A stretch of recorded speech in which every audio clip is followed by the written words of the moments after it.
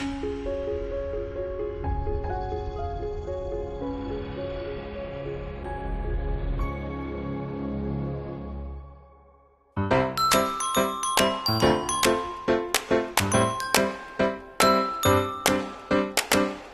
this small talk, we're going to have a look at how we can skill up our students for academic success through integrating life skills effectively in the classroom. Now, during my education, I remember sitting there in the classroom, listening to the teacher dictating essays. We would listen and then try and memorize and copy these essays for the exams. Now, this may be enough to get us through or pass the exams, get us into university, but was this enough to really set us up for our future professional, academic and social lives? Now, with the world becoming more competitive, students these days need more than just to pass exams. We need skills to help them succeed later on in life. And particularly now, the world's becoming more competitive. Employers are looking for different skill sets in their graduates.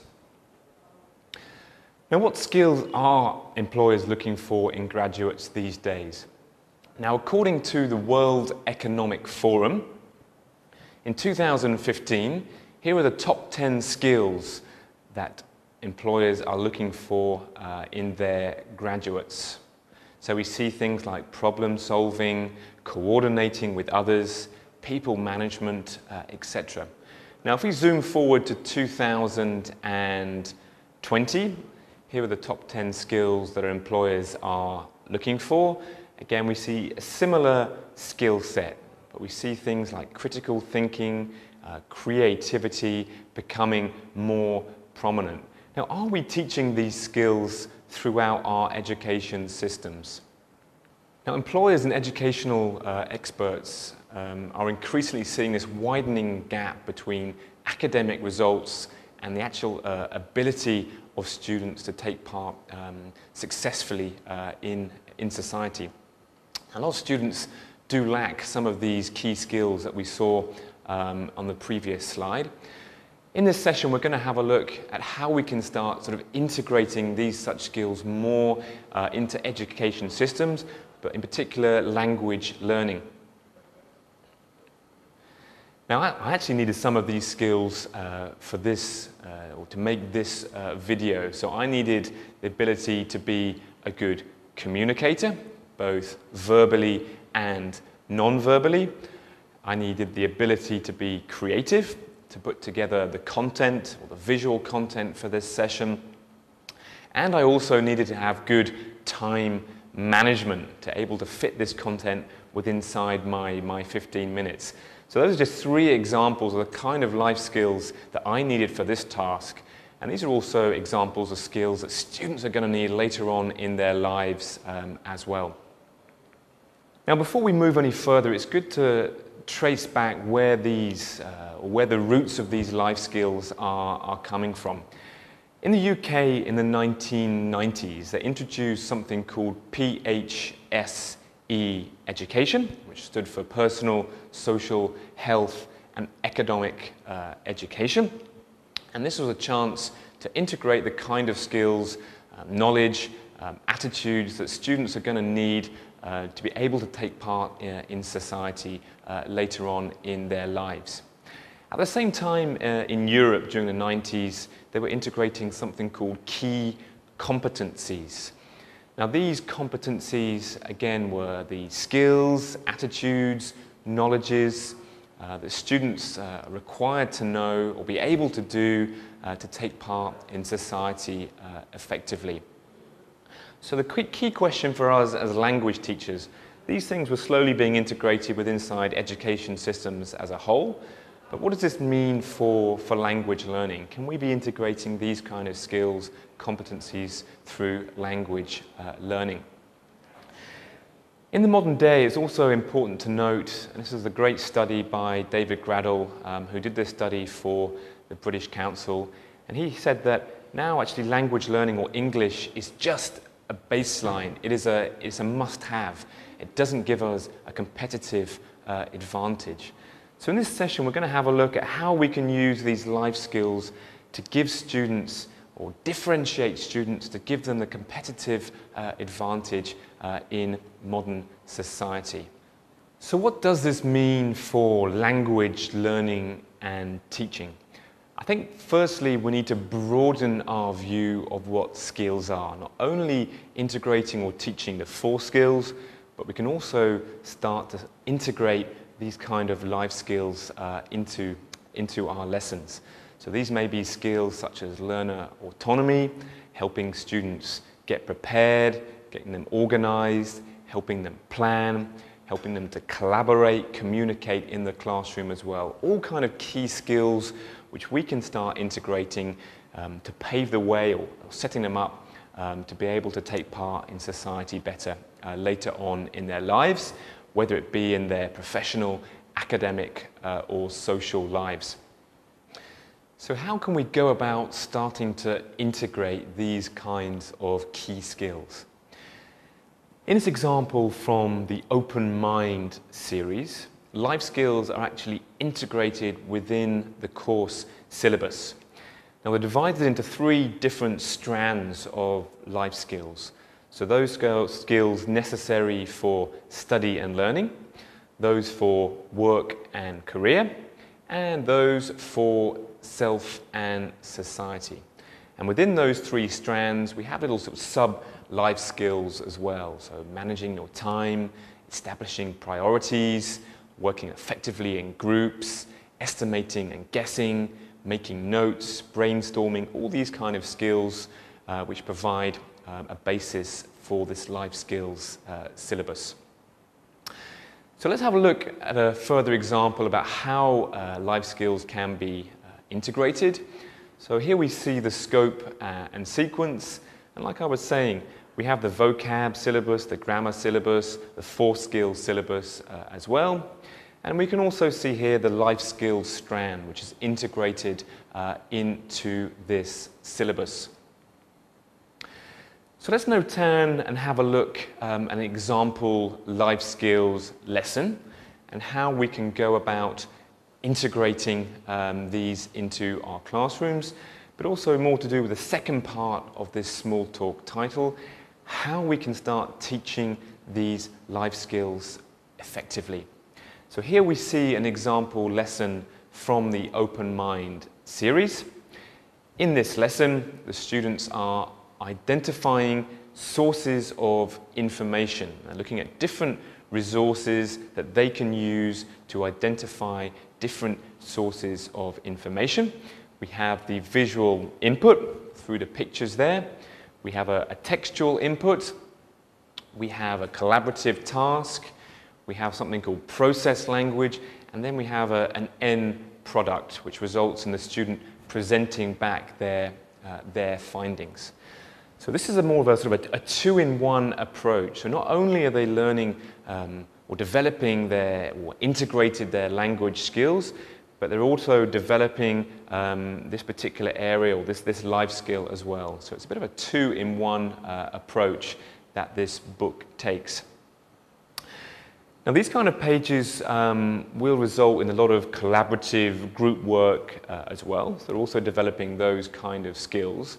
And at this point it's also very crucial to mention some of the challenges which a lot of teachers have in this part of the world across Asia.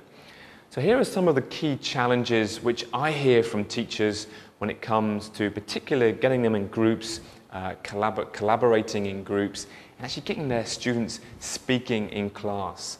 So for example, we might have common responses such as, oh, my students don't like to work in groups, so we tend to skip these activities. Although they have no motivation to speak in the class, or my class is too big to manage in terms of speaking activities.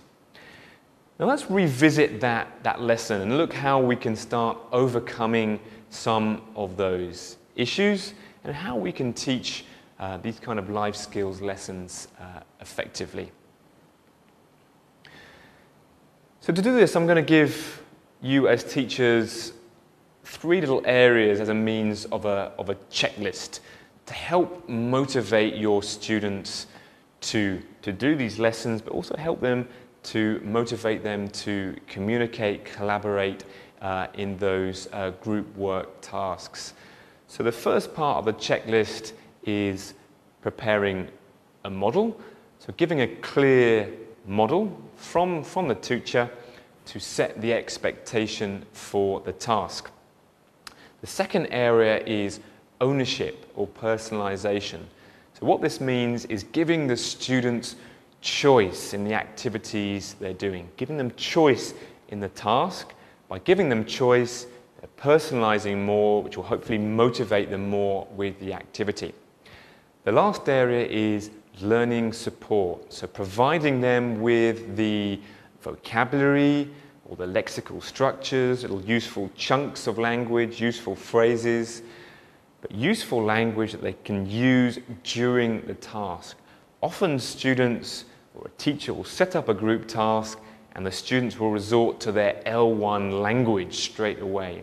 And this is often because maybe they don't have enough English language, they don't have the language they need to complete the task. So by setting up with this useful language, hopefully again that will motivate them to take part in English in these collaborative tasks. So let's revisit that life skills lesson. So we firstly saw the visual stimulus, so getting all the right kind of pictures to motivate the students with the topic is key at the start. I think for this topic, they're talking about the 21st century and the new millennium and the types of technology and communication. We can see here the students in the picture are using their smartphones to research information. These kind of topics are great for getting our students in Asia speaking as well. The second part here is to do with the ownership or the personalization. So in this task, they can actually choose which area they would like to research. So they can either look at the culture, for example, in number 2, or maybe even the technology in part 3, where they have a look at different social media, way people communicate at the start of the decade or at the end of the decade. By giving them this choice, this gives them ownership of the activity, which will hopefully motivate them more to speak when it comes to their group tasks. In this next part, the students move on to a more collaborative activity. So having chosen their task already, we're now setting up, we're guiding, we're supporting them, we're leading towards this final end product. So this next task, it's a collaborative task. So again, we can actually give them ownership or personalization of this task. So here, students in groups can choose the resources, maybe 2 or 3 resources which interest them, and they come up with the different advantages, disadvantages of those resources when they're used for identifying different sources of information. Now, the teacher has lots of choices here. So after the students, maybe in their groups, have brainstormed the advantages, disadvantages for their chosen resources, they can then go away, share that information with other groups as a way of filling in that whole chart. Or if the teacher wants, you can do this as a whole activity or whole class activity on the board, where the students come up, maybe they stick post-it notes for the different advantages, disadvantages. So they're coming up to the board as a whole class. At this point, it's also important to note that maybe the teacher can give a model here to set the expectation. So maybe the teacher can choose one of those resources, maybe one that has of less interest for the students, do an example of what is expected, so the students then have more of an idea of what is expected of them when they come to the task. The students then move on to a further group work activity where they are collaborating. So they go back to their original choice of their task from the first activity, and then they apply their knowledge from that disadvantage and advantage task in a group work activity. Now, important to note here, you can see it in this how to say it box. Here we can give the students the learning support that they require to be able to take part in this task. So we mentioned that a lot of students may resort to L1 here. So here we can give them the useful chunks of language, the useful phrases, vocabulary, which they need to take part in that task. And if we can give them that kind of support, it's going to go a long way to motivating the students to actually take part in this collaborative activity. So from there, they move towards the end product. So they've discussed, or we've guided them through these, building up the brainstorming of the advantages, disadvantages. They've had a chance to put this into practice, start speaking about the advantages, disadvantages for their chosen task. And then the end product will be a case of presenting back their research, their findings to the rest of the group. Again, if you've got a large class and you find it difficult to manage, what you could do is getting different individual groups maybe presenting back to each other, or if you wanted to do, or you want to do a little speaking or collaborative assessment, you could get them to present back to the whole class, okay, depending on the size of the class. Again, it's very important to mention here as a teacher, set a model for students. Give them a model of maybe you, the teacher, presenting back your piece or your task. Again, this will give them the set expectation or clear guidance of the end product. Also at the end, it's important to actually make these skills or show students how these skills can be more or are relevant or meaningful to their lives. So at the end here, we have a little reflective tasks where students can reflect back on this particular life skill, identifying different sources of information, and apply it to other areas maybe of their future work and career, maybe of their self and society, maybe of their social lives, how this skill will apply to these different parts of their life.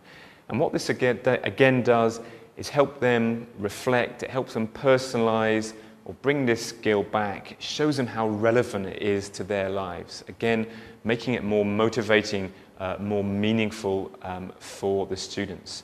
So if they can see how what they're learning is meaningful and relevant to their lives, they're going to be wanting, or it's going to motivate them to learn these kind of skills. So that was a checklist for teachers to help you, firstly, to integrate these life skills into your lesson, but also as a way of managing that collaborative process, which I understand is never easy. So giving them a clear model, so getting prepared, giving them a clear model, helping them take ownership, helping them sort of personalize the activities, and also giving them the language or learning support they require to do the activities. So that was life skills, sort of what they are, why they're important, and how we can start integrating them into our language learning lessons. If you're interested in finding out more, do check out the link below, and that'll take you onto our Macmillan ELT website, where you'll find a whole host of other life skills resources, such as lesson plans, additional teacher resources, and also some employability videos there as well, which you can use or integrate into your classes. So my challenge to you is to go out there and start trying to skill up your students for future success in their professional, academic, and social lives.